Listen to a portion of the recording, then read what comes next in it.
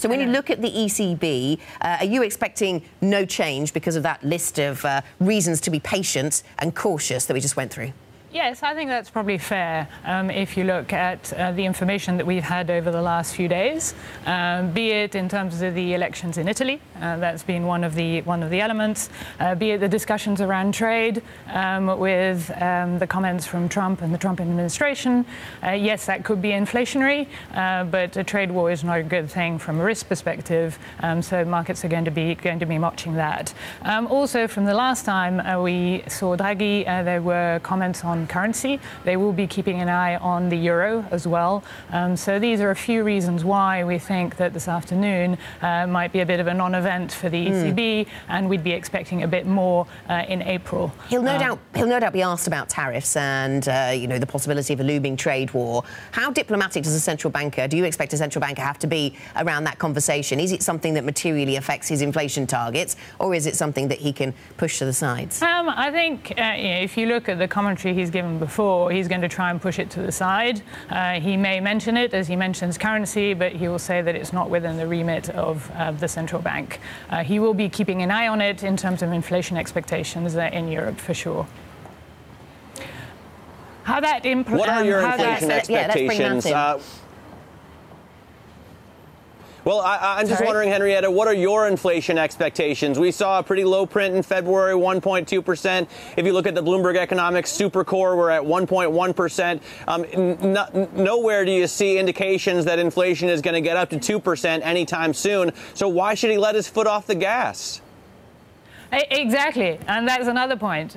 We have had a low point. In terms of inflation, at 1.2%, we do expect that to creep up over the next few months, but it's still going to be below his 2% target. So that gives him room to keep rates where they are, to keep the wording in his commentary where it is at the moment. Yeah, maybe keep some of the hawks at bay. What is your perspective then on investment grade credit at the moment? Are you modestly overweight? What appeals? We're modestly overweight at the moment in our portfolios. We feel that it's an environment that is positive for the credit markets, but we're conscious of where valuations are. Hence, we're overweight, but not as much as we have been in past years.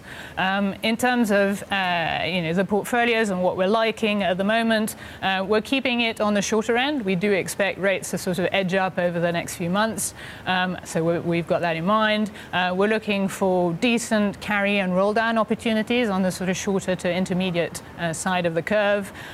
So we do like corporate hybrids. We do like the financial sector, in particular select AT1 securities that we invest in.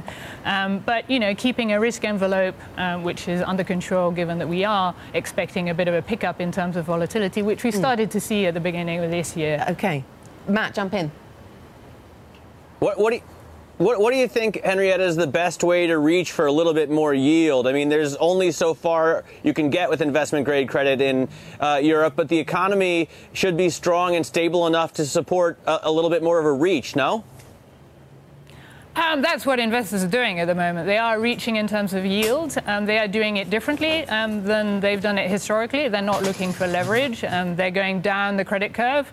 So they've moved to an extent from investment grade to high yield, then they've moved to the loan market, then they've been moving over to private debt, infrastructure assets. So there's a reach for yield that we expect to continue to a degree. But I do think, given where spread levels are, you have to be a bit more cautious. And as a result, investment grade is a decent place to be if you're looking for some spread return, but without taking too much risk. I'd be interested to get your view, Henrietta, on the cost of credit in Europe for European corporates with Brexit in mind, because yesterday we saw the EU 27 said no to what the UK had wanted, and the UK's pushback has been and continues to be from Philip Hammond, if you fragment markets, you push up the costs for